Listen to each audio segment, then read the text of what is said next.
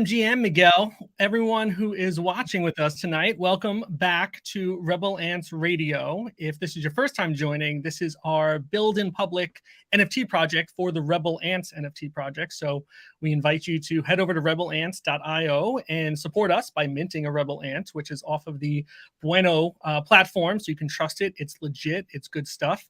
And we are in the process of trying to sell out our NFT. So we appreciate everyone's support, and we are here every week sharing our successes and failures. And the other thing we like to do when we can is have guests on who are other artists or other Web3 personalities.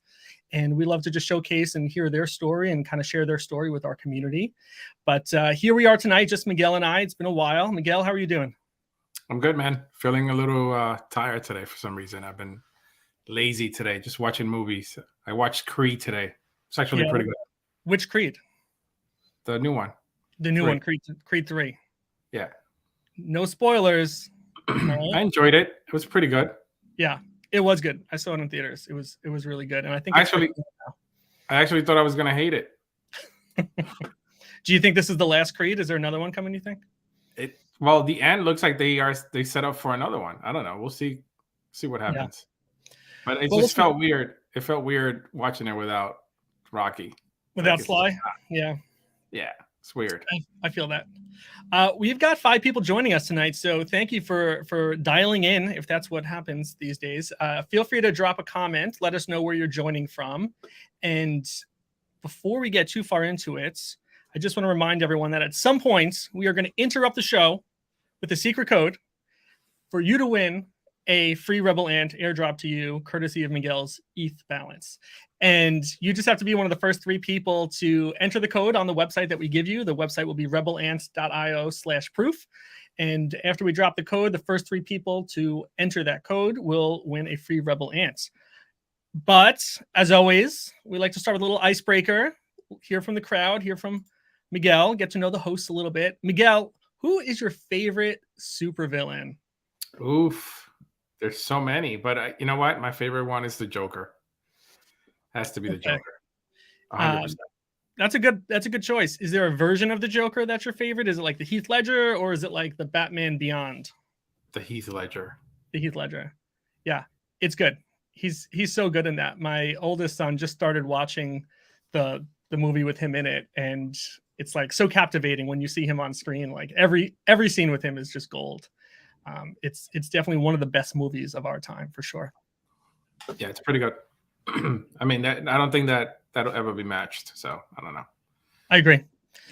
Well, I would love to hear from our audience. So feel free to drop your comments on who is your favorite supervillain. My favorite supervillain, this is going to be a weird throwback, and I'd be surprised if anyone knows this, but this is a comic book character named Evil Ernie from the 1990s. Evil Ernie. So if anyone knows who Evil Ernie is, drop me a like. All right. Like this video, subscribe maybe.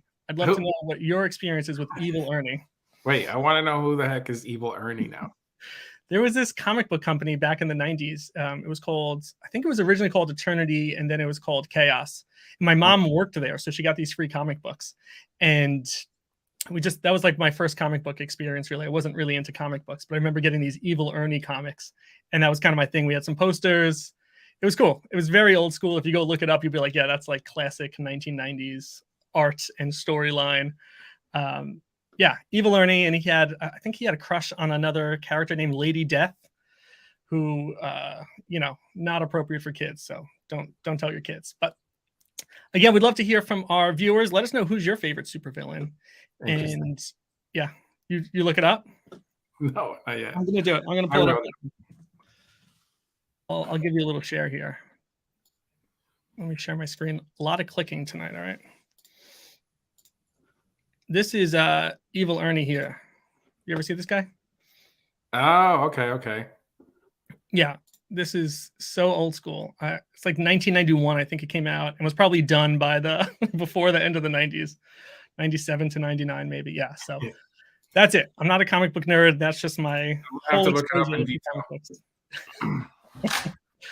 All right, Miguel, we are going to be talking about big brands in the NFT space tonight. And I don't know how we define big brand other than saying maybe it's Web 2 going into Web 3, or a brand that didn't start out as an NFT or, crypto company. These are brands that already existed pre-crypto, pre-NFT that are dipping their toe into the NFT space. Would you agree with that assessment as what is Yeah, I mean, I agree. It's obviously these brands have, some of these brands are older than even Web 2, right? So exactly. Yeah, you're right. way back. So I don't think it's Web 2 related. I think it's more of just then moving into what's the newer thing so that they can make more money. Yeah, that is fair. What would you call a company that's pre-Web 1? What do you call that? Like McDonald's? Sure. I don't know. Legacies? I don't know. A legacy company? No. Yeah, sure. We're coining that term. Legacy companies in the NFT space. Well, some of these companies that are jumping into the space are not like as old as McDonald's or some of the brands that we have on there, but I think that most of them are just the hip companies that are new, that are just getting into whatever it's out there that's new, like NFTs and crypto. Yeah, that is fair. Well, I have a bunch of links open that I'm going to share my screen, and you're just going to hear me clicking around, and we'll look over a couple of articles. So if you're ready, let's dive into tonight's topic. We are going to start with the fashion industry. So let me throw this up here. Can you see my screen all right? Yeah. All right. So this last week was Metaverse Fashion Week, and there were lots of big brands, legacy brands, whatever we call them, that were involved. And you'll see this word here, phygital, phygital components. Phygital is like physical and digital. So maybe there is a digital version of a physical product, or there's some way to connect a digital product to a physical product. So you'll be seeing that word a lot, throughout big brands being involved in the space. So the phygital word? Digital, yeah, phygital, half physical, half digital, or like a mix. Maybe not half of 50%, but it's a mix.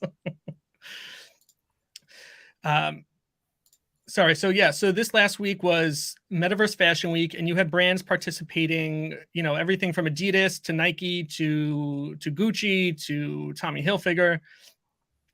So let's see. Here's an example. So, a lot of what we heard about NFTs that makes them, so unique are these digital wearables. So we are looking at a Forbes article here, and you can see this crazy Adidas jacket that some, digital character is wearing. And that was a lot of what this event was. It was companies showcasing digital wearables in this like this digital runway, and clearly a version of the metaverse, right? This is an event that's taking place in a digital world. So very metaverse. Is it their own digital world? No, it was actually hosted by Decentraland. So it was a partnership with Decentraland, who's, one of the bigger digital real estate companies. I don't know if that's the right word, like Web3 real estate companies. Yeah. And so they had these different areas where you could attend almost as if it was a real event. So here you can see Tommy Hilfiger was involved. Here was Boss with their digital wearables. And yeah, if you look on Twitter, you'll see some videos that are really interesting about how this worked and the way that people were showcasing their digital wearables.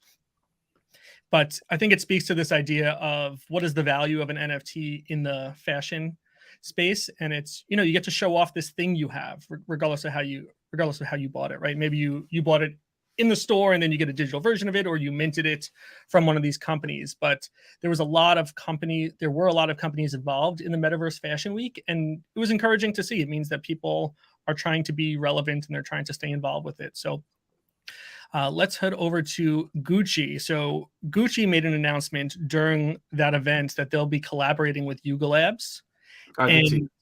Sorry, say again? I did see this. Yeah, it's a very high-end company dealing with the biggest NFT company, Yuga Labs, who, of course, they're the creators of Bored Ape Yacht Club. They own CryptoPunks, Meebits, 10K TF, I think is the name of the other one. And I didn't see exactly what their collaboration is, other than them saying they're going to be collaborating. This article here from cryptonomist.ch says that Gucci announced a new collaboration with NFT giant Yuga Labs. And here it goes on to just talk about what that might mean, right? These interchangeable digital wear. So maybe you have this Gucci item that you wear into Decentraland, but then you can take it with you into, Sandbox, another digital land there. And Gucci has been involved with NFTs for a while. In fact, they accept ApeCoin at a number of their stores, right? So this is not the first time Gucci has ventured into cryptocurrencies. Last year, the Italian fashion house announced that it will accept ApeCoin, a cryptocurrency affiliated with the world famous NFT collection, Bored Ape Yacht Club, in some US stores, becoming the first major brand to accept ape payments. What do you think about that? Do you think this is good? Do you think this hurts their reputation? Is this a hit? Is this a miss? I think this is good.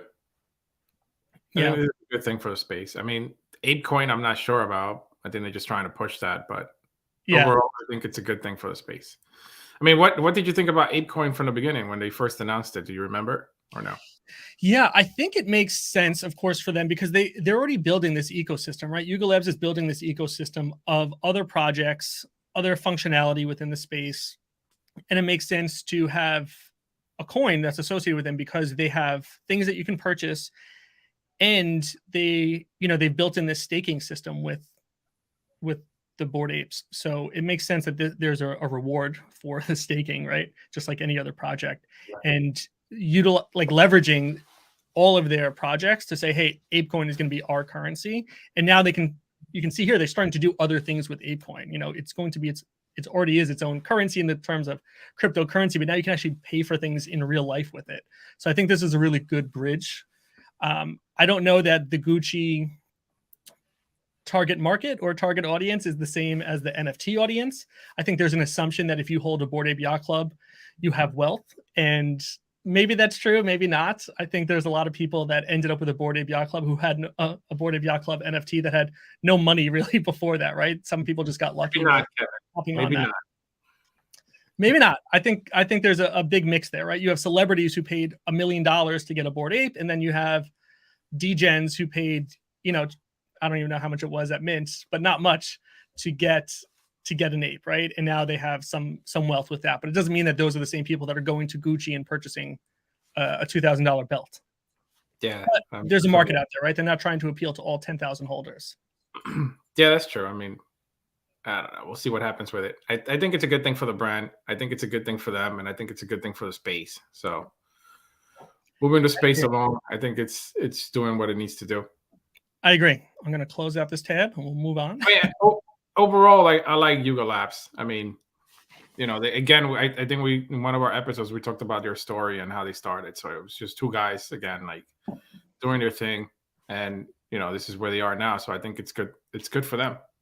Definitely. In many ways, they're the best representation of what a NFT project could turn into. So I think they are a great benchmark. And for the most part, I mean, even the founders are pretty quiet, right? And just focusing on what they do, right? They're keeping the main thing.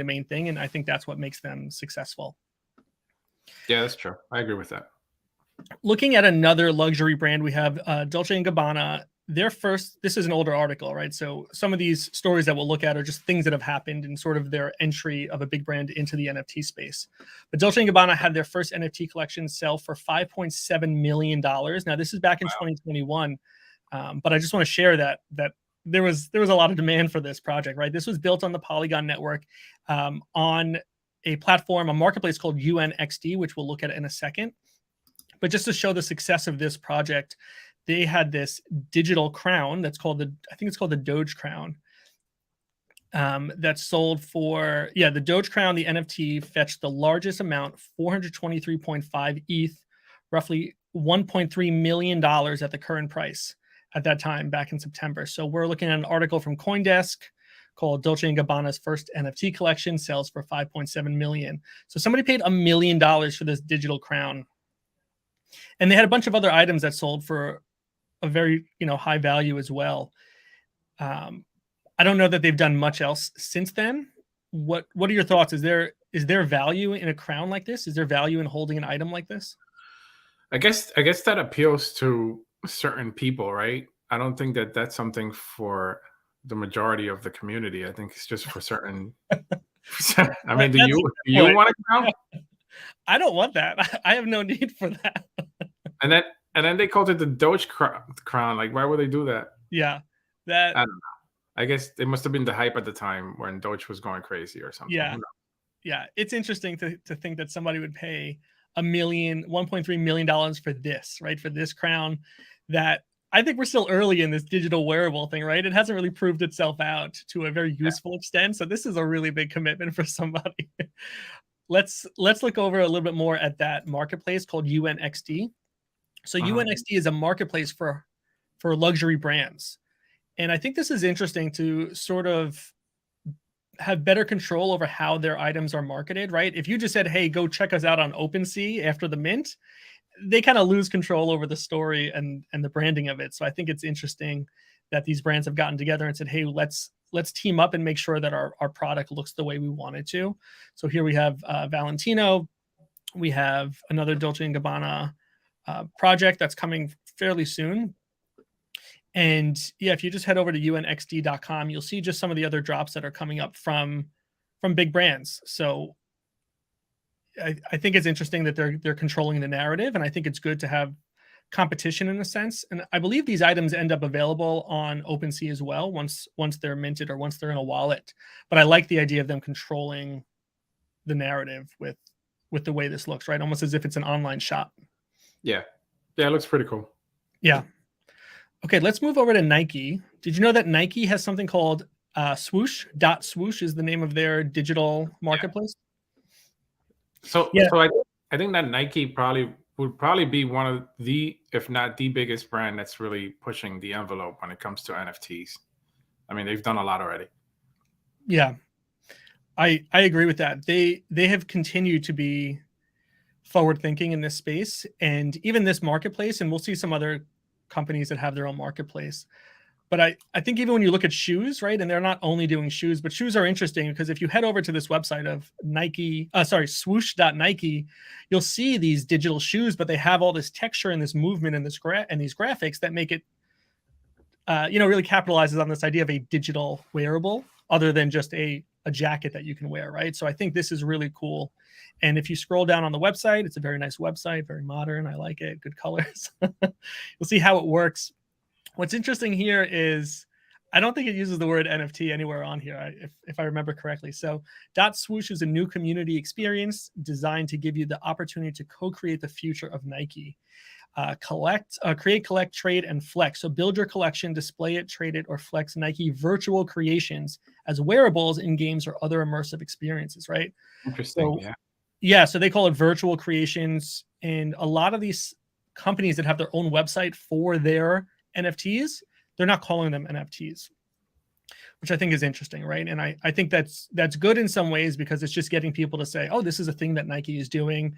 And maybe it doesn't have the stigma of whatever a NFT might mean to someone who has a bad impression of it. Yeah, I mean, we've talked about how the name needs to change at some point or another. Yeah, absolutely. I don't know what that looks like. Digital collectible, I don't know. Yeah, digital collectible. Totally agree that that's a very valid and helpful term in this sense.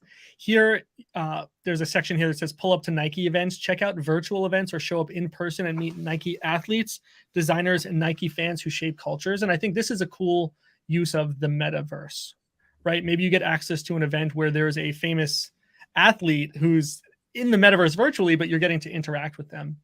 Yeah. And that's pretty exclusive to Nike because they already have sponsorships with the athlete. So it makes total sense. Here in their FAQ, there's a question here. What are Nike virtual creations? Nike virtual creations include sneakers, apparel, accessories, and other collectibles you can wear in games or other immersive experiences. Some Nike virtual creations will also unlock benefits for you in the physical world, like access to in real life products and exclusive events, right? Wow. Yeah, there's a lot going on here. And again, they're talking about wallets and passphrases and Web3, but it doesn't say NFT. So I think this is their way, again, of kind of controlling that narrative.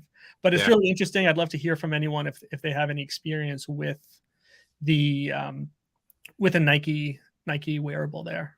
Did you ever buy land in the metaverse or no? No, but I have a Bubblegum Kid NFT who they have a spot, which one day I'll be able to go into. I have a plot next to Snoop Dogg. You do? In what land? I'll show you. In Decentraland? In Decentraland. Oh, you're gonna pull it up now? No, not right now. Let me Damn. see. Don't tease us like that.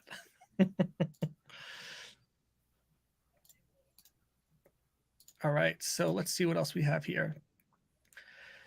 So we've got Puma. They launched a few NFT projects. So here's an article from Forbes again saying why Puma is launching NFT PFPs with 10K TF. So 10K TF, as we talked about, is owned by Yuga Labs. And if I understand it correctly, jump in here, Miguel. It's a platform where you can sort of, I think they call it recycling an NFT to get like an alternative version of your NFT. Does that sound right? Yeah. Yeah. I don't know much about it, but I think that what they're doing is basically taking the artwork and kind of like, sort of like what these guys are doing, that you're able to interchange their colors and what they're wearing and stuff like that. And then they're incorporating that into the blockchain, right? The NFT, and changing it around. So it looks pretty cool, actually. I'm just interested in to see what that is gonna look like at the end of the day, because I don't know what they're really recycling. Like, where are they getting these recycled NFTs from? That's a good question. Where are they getting it from? Give me a sec here. Yeah. So Puma, they've been pretty involved in the NFT space as well. And this article, this is not their first project, but this article is talking about, I think it's a throwback to the original versions. Oh yeah, so here it is. The PFP are Web3 enabled interpretations of Puma's famous cartoon mascot, Super Puma, which originated from a comic book the company released in the 1970s. So there's 10,000 of those. And here it says 10,000 Super Puma PFP NFTs will be available from late February in partnership with 10KTF, which teamed up with Gucci last year. 4,000 will be airdropped to current Nitro collection, which is another Puma collection, while an additional 4,000 will be sold publicly, and the remaining 2,000 reserved for the 10KTF partnership. So this is not the first venture into NFTs. And again, they're just kind of referencing Gucci's partnership with 10KTF from a prior project there. What do you think? Does Puma have a place in this space? Absolutely. I think all these brands have a space in there. But Puma is really doing something way different. I think that the competition is going to be who can do the most different things with NFTs. Like who's going to be the leading one. I mean, I still think that Nike, it's up there. I think that Nike's really leading the brand industry into the NFT world. But I like what Puma is doing, just rebranding back what they did years ago with their logos and stuff like that. I think that's pretty cool. Yeah, absolutely. Yeah, and you bring up a good point that a lot of these companies that we'll look at even tonight, they're in the same space, right? So what are they doing differently than their closest competitors? So if we now move over and look at someone like Adidas, this is adidas.com/metaverse. And, right at the top there, here's a link to their Discord, right? So this feels very native to Web3, right? They're not shying away from the community aspect of it. Here's a link that says style your PFP, a link to their Twitter. So this feels more like a website from an NFT project than it does an Adidas website that's just talking about NFTs. So I think that's pretty cool. I like that they've embraced that. And if you scroll down on the page, you'll see these digital wearables that we were talking about before. So even this one is BAYC, Bored Ape Yacht Club, and then you can see the movement and texture on these digital wearables, and some of them are pretty cool.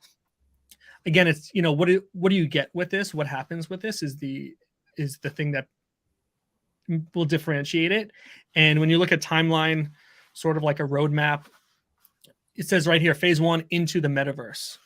And it just kind of shows you phase 2, then unboxed. So it kind of shows somebody wearing or a Bored Ape Yacht Club character wearing their digitals there. So I think this is cool. I think partnering with existing NFT projects is a good way to stay relevant and build some legitimacy for themselves. What do you think? Yeah, I mean, I like it. You know what would be cool? Actually, I was just thinking about it.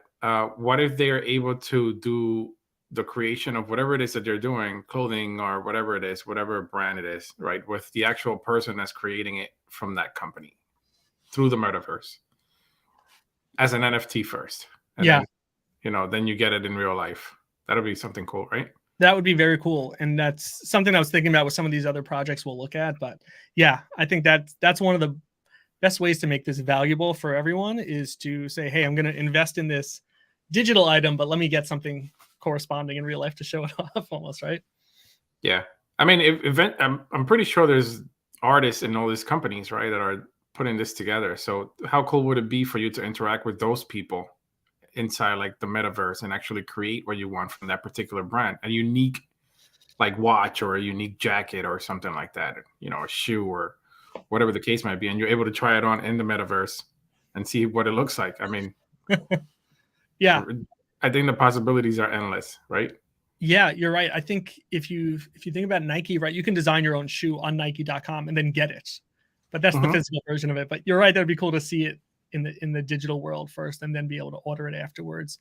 And I don't have any info pulled up tonight for Porsche, right? Porsche did a launch a couple of months ago, but I believe that their NFT is similar to what you're saying, where you can kind of pick and design your own NFT with the different parts of it, sort of like the doodles, where you get to kind of pick the clothes and design and make your own, you know, keep remixing it. All right, let's look over at, say again. What else we got? We've got Lamborghini. So here is a press release from Business Wire from February of 2023, so fairly recent. And it's called Automobili Lamborghini and Vivi collaborate to launch iconic Lamborghini automobiles as NFT collectibles. So Vivi is a marketplace for digital collectibles, right?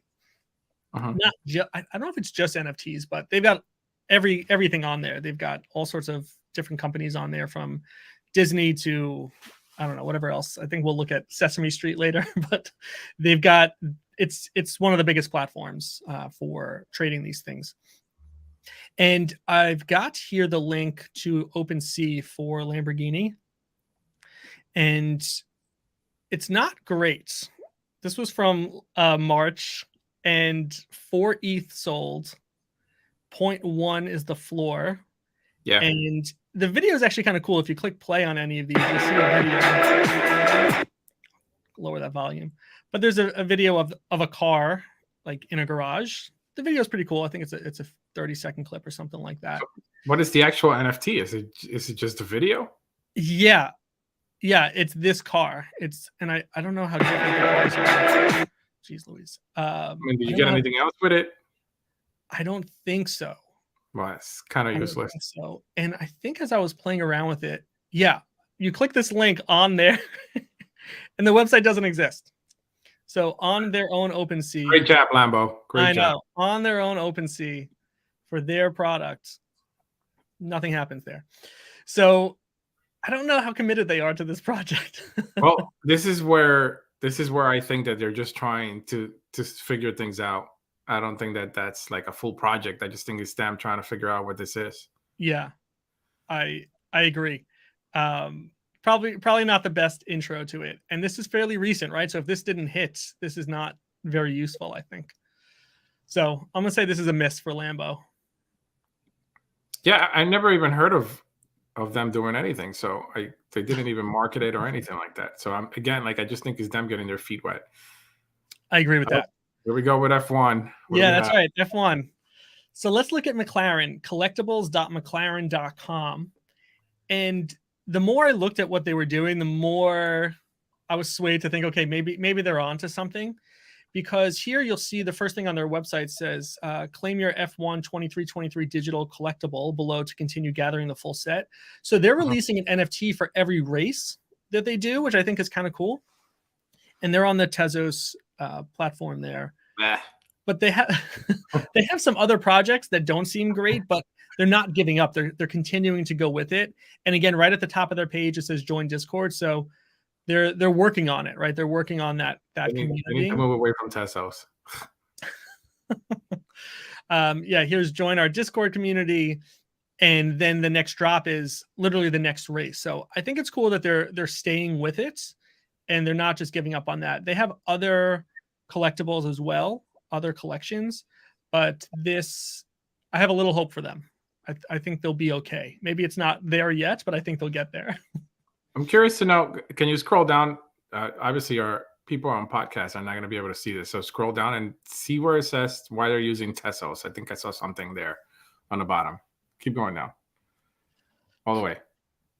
All the way. Here we go. Still going. Still going. Right there. What is the Tesos blockchain? Oh, that's all it tells you. Yeah. So that is popular, energy efficient blockchain, secure. How is Tesos popular? I don't know. Not popular. Where are they getting it from? I don't think it's popular. They have a FAQ here. Aren't digital collectibles and NFTs bad for the environment? McLaren Racing has selected Tezos, a more energy-efficient proof-of-stake blockchain versus other proof-of-work blockchains to massively reduce energy consumptions. The total annual carbon footprint of the Tezos blockchain equals the annual average energy footprint of 17 global citizens. Great.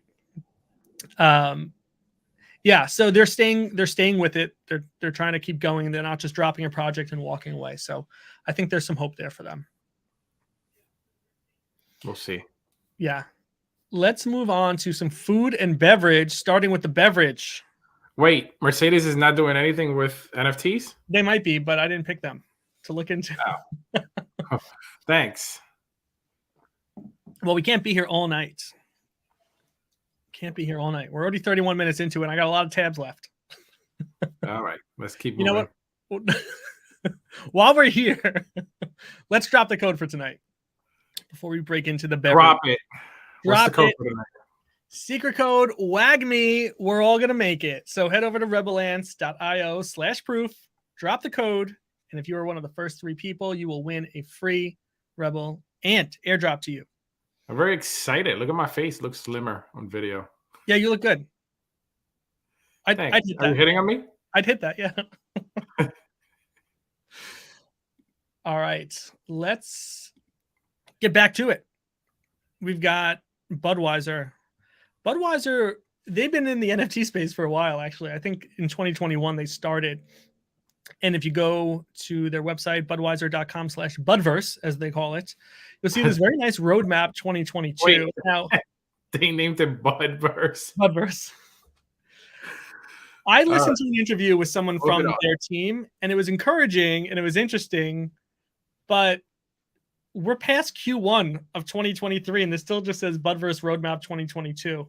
So I'm a little disappointed in this because when you look at the roadmap, there's something here called FIFA World Cup Budverse, which they did do. They made an NFT in partnership with the World Cup, but this isn't even checked. And then Budverse Holiday, not checked. I think they've given up on this project.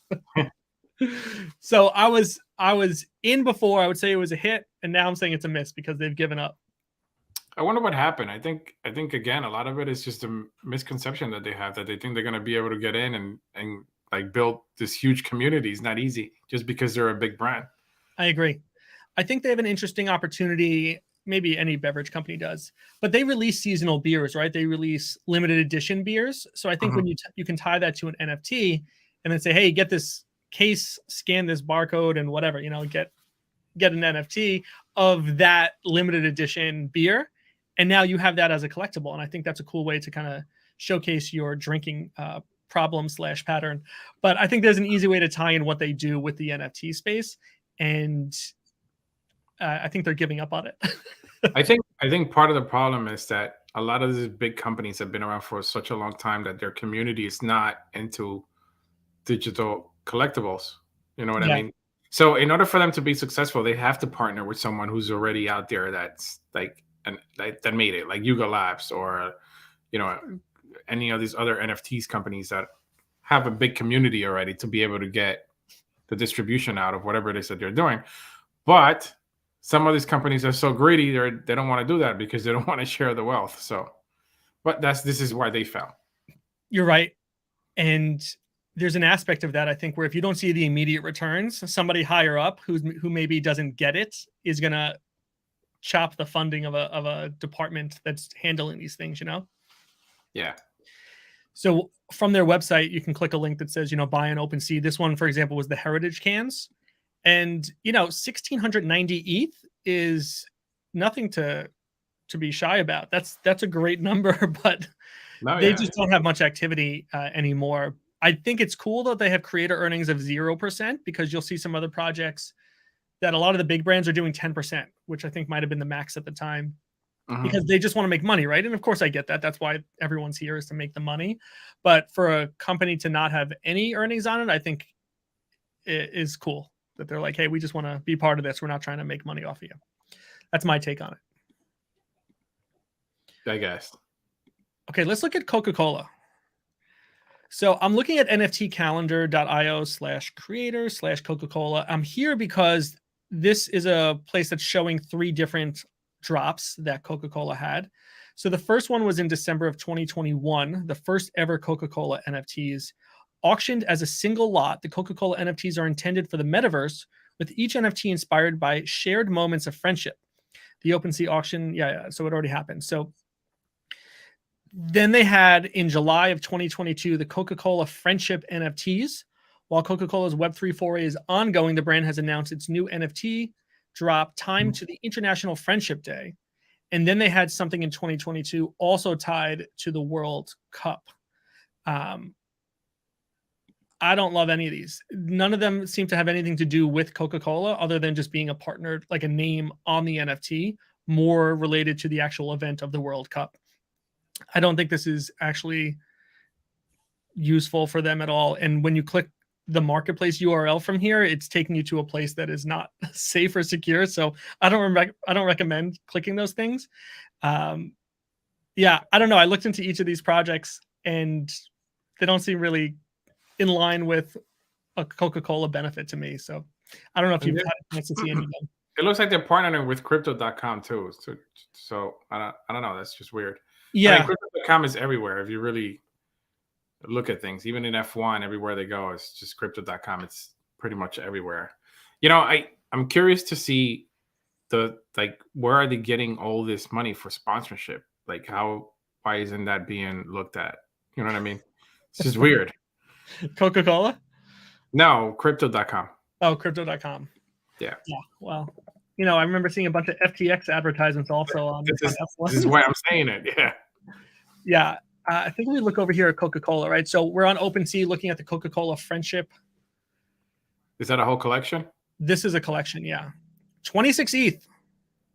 This is from July 2022. Creator earnings 10%, like I was saying before. 26 ETH, the floor price is now 0.0058. I don't even know what that is. $5. Coca-Cola's so greedy. Yeah, this is a fail to me. This is a miss. There's 6,000 of these, and they're nothing. They're just weird looking Coca-Cola bottles. I don't. How many owners? Owners, unique owners. Where is it here? Yeah, so it's about 53%. Not great. Nothing too impressive there. So I think this is a miss. That's my opinion. Coca-Cola needs to figure out a better way to get into the space.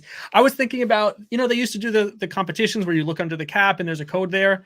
I feel like there's a way to integrate something better with that. Don't give them any ideas. They're not going to pay you for it. No, they're not. Okay. Moving on from Coca-Cola, we've got Taco Bell.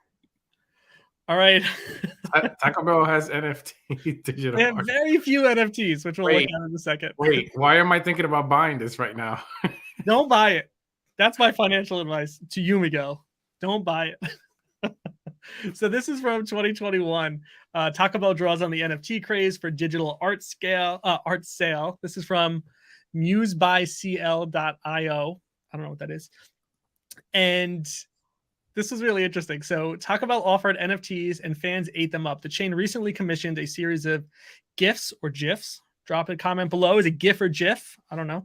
And images based on its spicy, crunchy food. The resulting assets sold out in 30 minutes on Rarible, a marketplace that supports the creation and trade of artwork via cryptocurrency. When you go to Rarible, it's really funny. Let's go over to Rarible. This is their page. Okay. NFT Taco Bell. Okay. Now, when you look at what they own 19 NFTs. These have nothing to do with Taco Bell. This is the heck is that? I think this is just some guy that works at Taco Bell's NFT department, and he's just collecting NFTs, and this is his collection. That's now, what it looks like. Yeah, when you go over to activity, you'll get a better sense of the things that they sold. Hold on, maybe it was on sale. That's just weird. Hey, Taco Bell, give me a call. I can hook you up with some drawings. Yeah. Shoot, where did I see it before? Let's go back to the activity. Oh, listings. Here we go. So these are the things that they sold, and there's only a few of them. And you can see what the item. This is a taco spinning, right? This is a taco. I don't know what you call these things. Pendulum. It's a crunchy taco. Yeah, thanks. Ever crunching taco.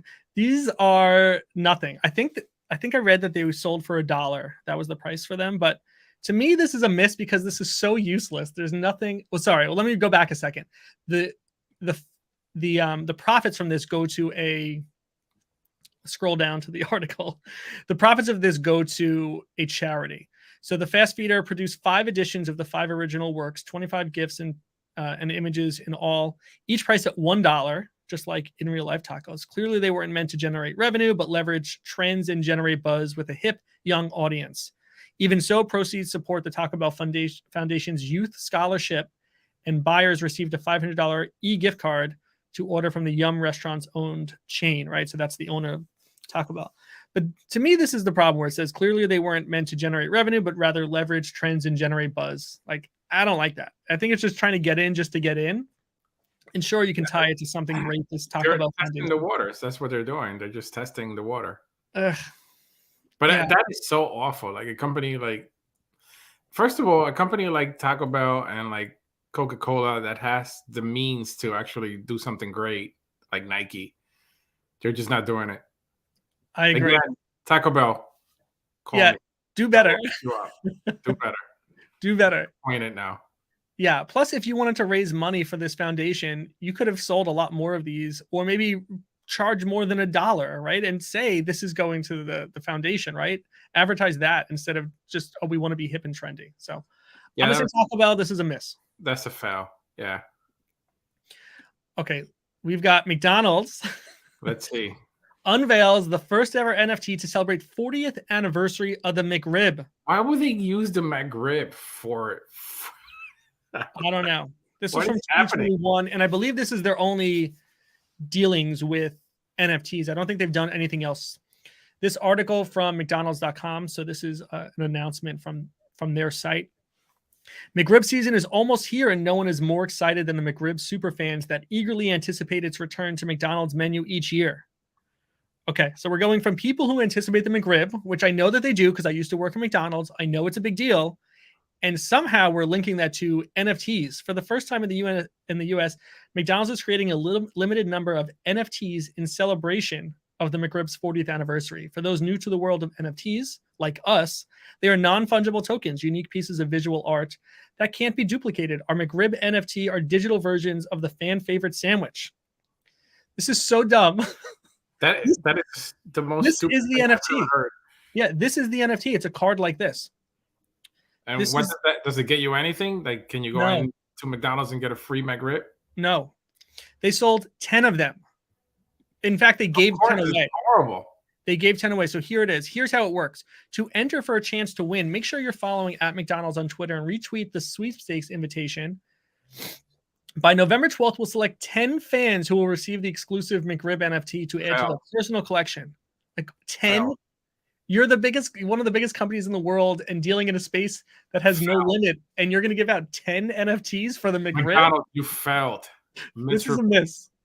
Now, let me tell you what would be a hit. Okay, I'm going to give some more free advice out to these companies. Are you listening, Miguel? I'm going to tell you what this should be. This should be the monopoly. The McDonald's monopoly should 100% be an NFT. That would make so much sense to say that you can prove that you've collected that, right? Like, why is that not their first entrance into that? That makes so much more sense. Because they're stupid. Collecting it. I tell you why. Because they have this bunch of old fucking people and they're bored and they're like, we should just do the McRib. Like, what the fuck? Stupid. So disappointing. I know. Disappointing. Come on, McDonald's. All these brands. Do better.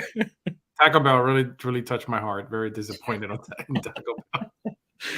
Is that because you have an emotional connection to Taco Bell? Maybe I do. Me too. I'm there with you. We should go get some Taco Bell. I know. All right. What else we got? We've got Sesame Street. Oh, you were for real about Sesame Street? I was for real about Sesame Street. Okay. This article is from chainwitcher.com. Sesame Street NFTs drop and receive backlash. Now, this is happening this week. This article is from March 24th. This is a little cuckoo also. So introducing Sesame Street NFTs, Sesame Workshop decided to drop the Sesame Street characters as NFTs. A few days ago, they launched Cookie Monster as the first NFT in the series. It's likely that Elmo and Grover are coming next throughout the year. Here's all you need to know about the Cookie Monster NFT. So it dropped on March 19th on VV Digital Collectibles. There's 5,555 available, $60 each. It's not even minted out. It's not even close to sold out. A total of 90 editions will be withheld by VV. And the article goes on to say what a nostalgic treat it is to watch Cookie Monster in action. Just so you don't get confused, the first Sesame Street NFT is a 30-second long animated video of our fluffy blue monster waiting for cookies to be baked out of the oven. It's just one NFT with 5,500 copies of it. You will buy that animated video for $60 and that's it. No further utility. And this website has the video. Yeah. And here it says only 1,886 are sold at the time of this article. So it's not even halfway done. Now, we're not halfway there either, but we're not Sesame Street.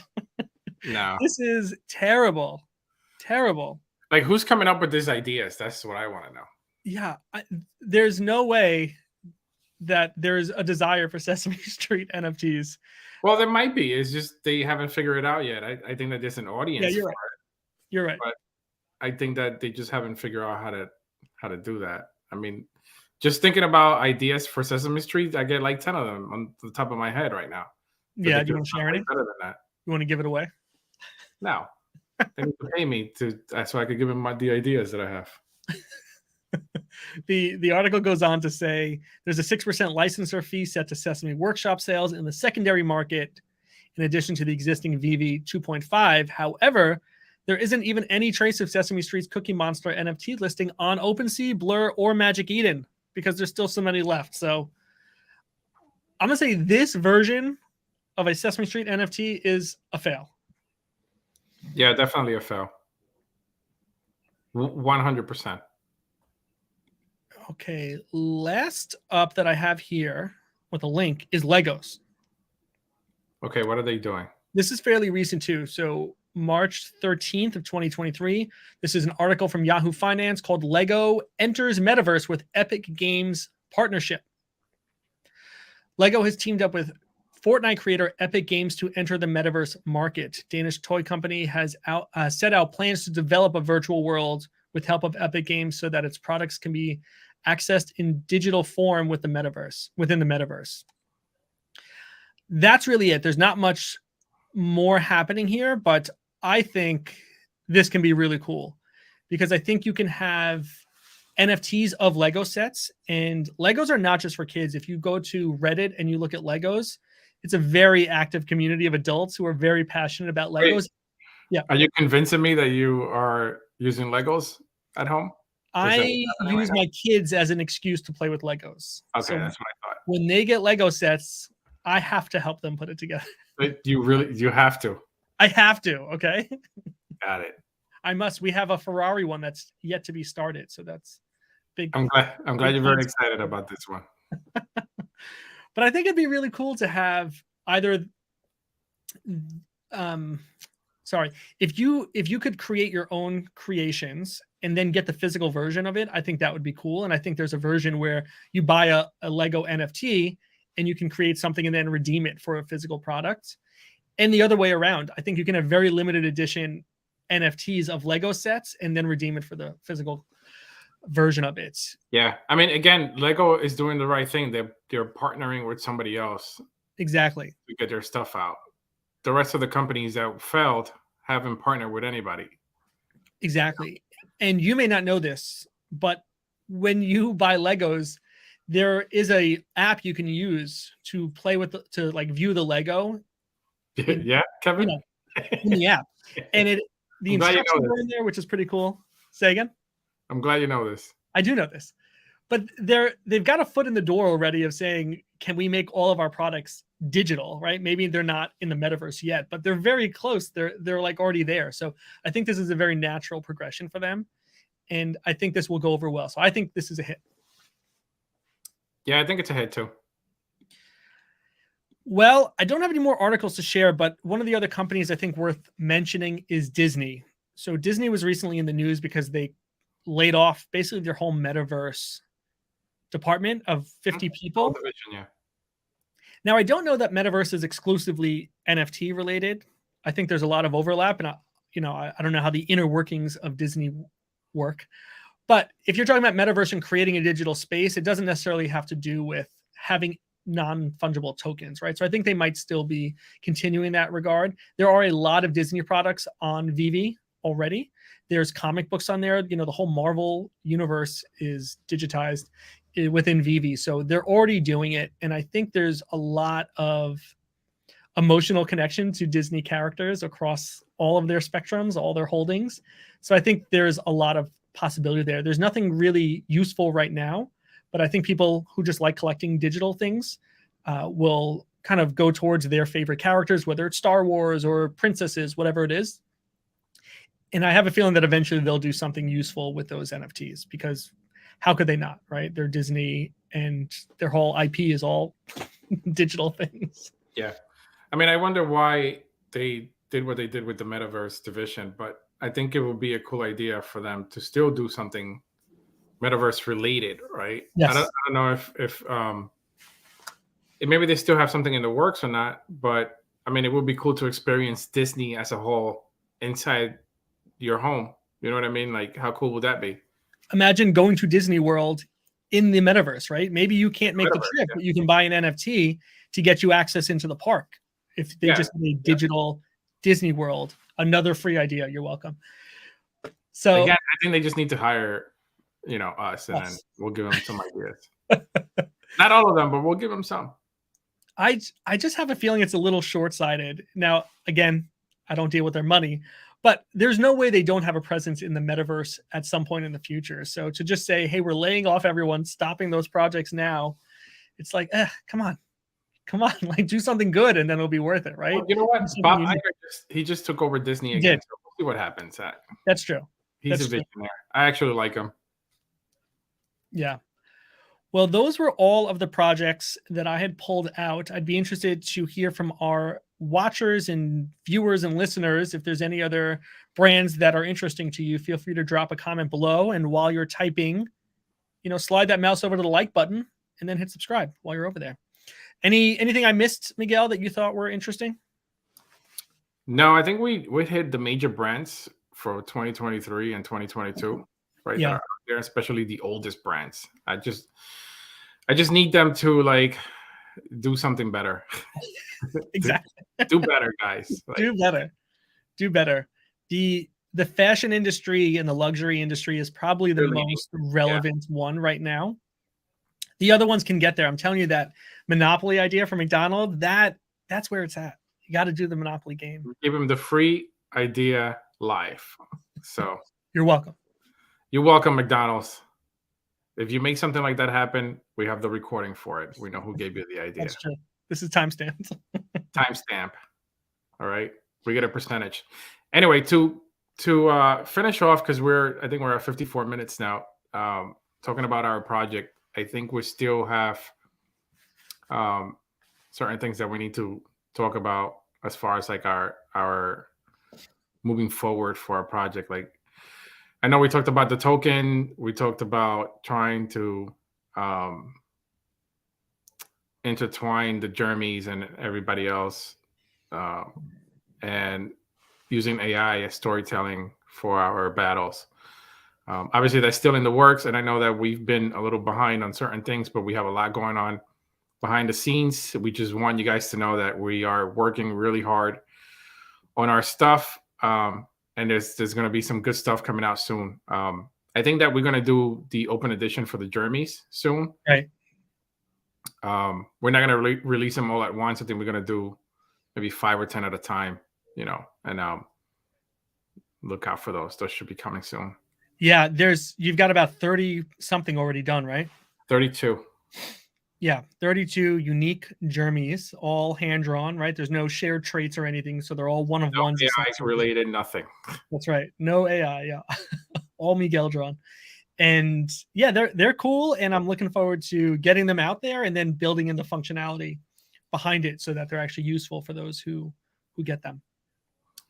Yeah, I just want the audience to know too, like the Jeremy's V1, not the Jeremy's, the Ants V1 that we have out right now, those will also be intertwined with everything else. So if you don't own a V1, make sure you get one, a 0.01 ETH. It's going to be good for you if you have them. Just trust us. Yeah, that's our financial advice to you. Go buy a Rebel Ant. Yes, they will be even more valuable than the Jeremy's. And then all of that will build into the storytelling, the AI storytelling of the V2 ants. So you should, build up your army now so that you're ready to go for when the battles begin. That is very true. Build your army at 0.01 ETH. Get as many as you want. Yeah. Well, I think we talked a lot tonight. We covered a lot of brands. We are actually going to take the next 2 weeks off because I will not be available. So I apologize for breaking the streak. But Miguel, I'm going to put you on the spot and say you should stream in my absence. If you make it to NYC NFT, then you should do some streaming from there. Maybe you meet some people, whatever it is. But I think you'll have a lot to share from that experience, and it'll be great to get it recorded. Yeah, I will definitely be there at NYC NFT, and I will definitely be at the Bueno thing on the first day. I think it's the 14th. They have an event at 6:30 p.m. So I signed up for that already. So I'll be in New York. So it's not that far. Yeah. So if anyone's watching or listening, Miguel's hit up Miguel on Twitter to let him know that you'll be going there, so you guys can say hi in person. His Twitter handle is at @D_first_night. 1STKNIGHT. I just said Twitter handle. Do people say that? Twitter handle? I don't know. That might be an old thing for you. Ugh. What do they say? My Twitter username? My Twitter username, yeah. I don't know. I like handles better. Do you? Yeah. Everything's a handle, right? What's your handle? By the way, do you know where I got my name from? Can you guess? Okay. I'm going to guess Lord of the Rings something. No. Lord of the Rings is my favorite thing, but no. There's this movie called The First Night with Heath Ledger. No, it's not Heath Ledger. What's that one? It's old. It's with what's his name? I can't remember his name now. Look it up. I can't remember his name. But it's one of my favorite movies. It's old. It's cool. I think it's great. And that's where my name comes from. I use that name for everything. Richard Gere, Sean Connery. Richard Gere. There you go. And Sean Connery, yes. You're bragging about being a Richard Gere fan? Richard Gere was, what do you have against him? He was cool. Yeah, okay. The movie was cool.